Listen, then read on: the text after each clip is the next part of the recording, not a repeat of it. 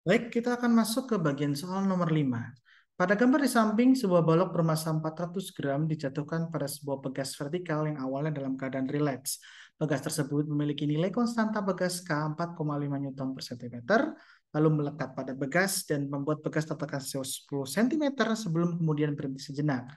Ketika pegas tersebut tertekan, berapa usaha yang dikerjakan pada balok oleh gaya gravitasi pada balok dan gaya pegas? Kita kerjakan dulu yang ini ya. Ketika pegas tertekan 10 cm, artinya balok telah turun sejauh 10 cm juga. Sehingga usaha yang dikerjakan oleh gaya gravitasi itu ya XI dikali dengan XF, FY ya karena dia ke bawah. Ini saya kasih biar sumbu biar menjelaskan di sini dengan DY di mana dia telah turun ya di sini XF itu minus MG kali DY. Nah, ini berarti kita akan punya usahanya karena turun ke bawah ya, jadi minus mg, tapi di sini minus h gitu ya, karena dia tertekan sejauh h ke bawah ya, artinya dia akan lebih bawah dibanding atas, artinya akhir lebih bawah, lebih kecil y-nya, y-nya ya, ini bukan x tapi y sebenarnya, saya salah. Ya, maka ya, usaha yang dilakukan oleh gravitasi adalah massa dari balok dikalikan dengan percepatan gravitasi dengan d. Mungkin lebih pas saya kasihnya d ya, bukan h. Mana D itu adalah panjang tertekannya pegas itu 10 cm. Ya, Anda bisa hitung karena M sudah ada, G sudah ada, dan D sudah ada. Ini berapa joule, jadi WG ya. Nah, lalu yang B, gaya pegas, gitu ya. Jadi adalah gaya pegas. Ketika pegas tertekan sebesar D, maka pegas akan memberikan gaya pemulih sebesar minus Kx, arahnya ke atas ya. Ya, sebesar minus AX ya, minus tersebut maksudnya arahnya ke atas sehingga gaya karena usaha karena pegas itu YI dikali dengan YF itu F pegas ya. Saya di sini F gravitasi ya. Y itu akan dikalikan dengan Y juga. Ini dari YI dikurangi dengan YF. Ini minus KY DY karena dia tertekan ke bawah, dia gayanya ke atas, maka ini usaha yang dilakukan oleh gaya pegas itu arahnya berlawanan dengan arah turunannya ke bawah. Jadi di sini akan sama dengan setengah K J D kuadrat ya. Ya, D kuadrat. Mana D itu adalah banyak pegas tertekannya. Dan ini akan sama dengan berapa joule. Ya, ini saya tidak hitung ya. Dan di sini ada minus ya. Anda perhatikan di sini. Untuk gaya gravitasi, ya usahanya dia positif karena dia sama dengan perpindahan. Yang ini usahanya negatif karena dia berlawanan dengan arah perpindahan. Nah, sekarang kita lihat. Jadi kalau misalnya Anda hitung di sini ya, masanya adalah 400 gram, G-nya itu 9,8, D-nya itu 10 cm atau 10 per 100 ya, atau 0,1 meter. Ini ada 404,4 kilogram. Ketika Anda kalikan, kita akan dapatkan kira-kira ya, semua Anda hitung sendiri ya, kira-kira itu 0,392 atau mungkin saya tetap pakainya ini ya WG dengan WP. Karena ketika kita mau membahas C, berapa kecepatan balok sesaat sebelum menumbuk pegas? Nah, Anda bisa lihat di sini, sesaat sebelum menumbuk pegas itu artinya dia akan punya energi kinetik. Ya, ketika balok itu dia akan punya energi kinetik. Tapi setelah pegas tertekan sebesar D, ya, maka kita bisa lihat energi kinetiknya nol karena balok berhenti sejenak. Artinya W, total W ya, itu akan sama dengan perubahan energi kinetik. Di mana W itu adalah W dari gaya gravitasi ditambah dengan W dari pegas. Di mana energi kinetik adalah energi kinetik pada saat D dikurangi energi kinetik pada saat relaksasi. Saya kasih nol. Ya, artinya energi kinetik dari balok ketika tepat menumbuk pegas. Nah, kita tahu ketika K dengan D ya itu akan sama dengan nol karena ketika pegas tertekan sebesar D dia berhenti sejenak sehingga sisanya adalah ini ditambahkan dengan ini. Nah, artinya kalau kita bongkar ini WG ditambah dengan WP itu akan sama dengan minus setengah M dikali V ketika menumbuk gas kuadrat. Sehingga kecepatan atau kelajuan balok sesaat sebelum menumbuk pegas itu akan bisa kita dapatkan dari minus 2 kali WG minus WP dibagi dengan M, atau kalau kita ambil V0-nya itu akan sama dengan akar dari minusnya. Ya. Nah, Anda bisa lihat di sini, saya tidak hitung angka ini ya, tapi kalau kita bisa lihat V0 kalau di kuadrat, dia semestinya itu tidak boleh negatif ya. Artinya kita bisa lihat kan bahwa WG, oh maaf, ini mungkin saya kasih plus saja ya. Saya hapus tadi plusnya, karena di sini kita dapatnya minus.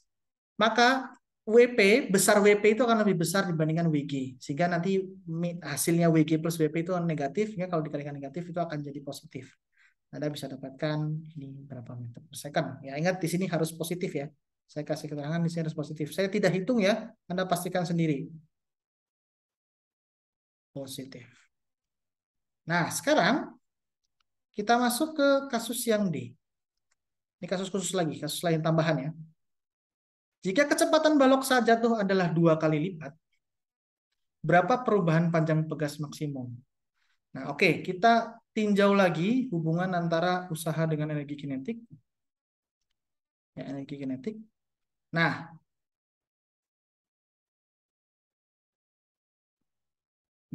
pada saat W, berarti artinya adalah W gravitasi ditambah dengan W pegas.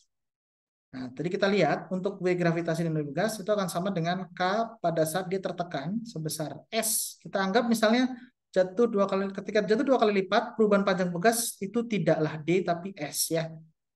K pada saat S dikurangi dengan K pada saat 0. Karena ketika dia menumbuk ke bawah, K sama dengan 0 itu kan sama ya. Jadi istilahnya pegas sebelum menumbuk balok sebelum menumbuk pegas dia akan punya kelajuan yang sama. Jadi K0-nya akan konstan sama seperti di jawaban nomor C tadi, hanya yang beda di S saja. Nah, WG-nya bedanya adalah dia akan sama dengan M dikali G dikali dengan S ya. Karena dia terjatuh sejauh S. Nah, ditambah dengan, oh maaf, kecepatan jatuh balok itu bukan kanal saja tapi kanal aksen ya, karena kecepatannya 2 kali lipat. Saya keliru tadi, mohon maaf bukan sama tapi kanal aksen, di mana V0 itu V aksen itu akan sama dengan 2V0. Sehingga WP itu akan sama dengan, nah mungkin saya kasih minus saja ya, setengah KS kuadrat. Ya, sama seperti yang Anda lihat di yang A dengan yang B. D kuadrat, ini MGD. Coba bedanya D saya ganti dengan S, di mana S itu adalah panjang pegas maksimum. KS itu artinya dia diam, berarti dia 0 juga ya. KDS juga sama dengan 0. Ya, ini sama dengan 0 juga. Maka sisanya tinggal ya ini.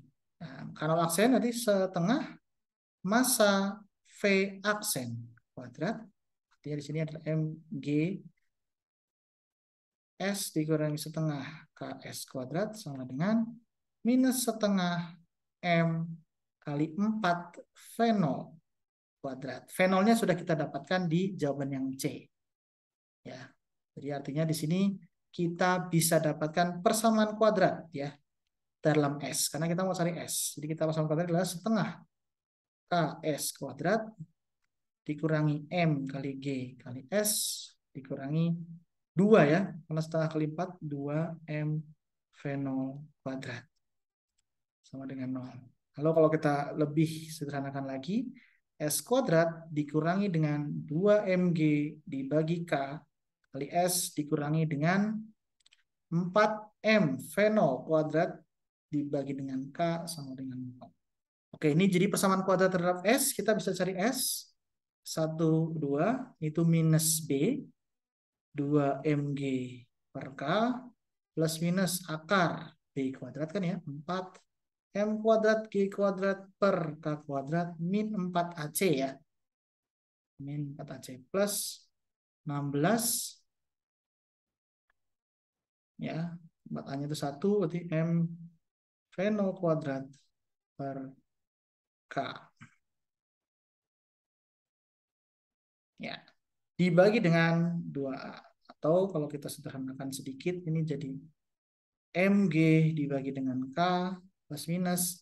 Ini 4 saya keluarkan dibagi dengan 2. Jadi kita punya akar M kuadrat G kuadrat per K kuadrat ditambah dengan 4 M V0 kuadrat per K. Nah, Anda lihat di sini, ya. M ada, G ada, M ada, fenol juga kita sudah dapatkan, K juga ada di atas. Tapi Anda bisa lihat ini plus minus K ya. Anda bisa lihat yang ada di dalam simbol akar ini pasti lebih besar dibandingkan Mg plus K. Artinya kalau kita ambil yang minus itu artinya S itu akan negatif. Ya. Sehingga agar kita dapatkan yang fisis maka S itu harus lebih dari 0. Jadi S max itu akan sama dengan Mg per K. Kita pilih yang positif ya. Akar M kuadrat G kuadrat dibagi dengan K kuadrat ditambah 4 M V0 kuadrat dibagi dengan K. Nah, kita dapatkan nilainya. Berikut pembahasan untuk nomor 5. Sebenarnya ini angka ya, dan tinggal masukkan saja. Sudah berapa meter. Berikut pembahasan untuk nomor 5.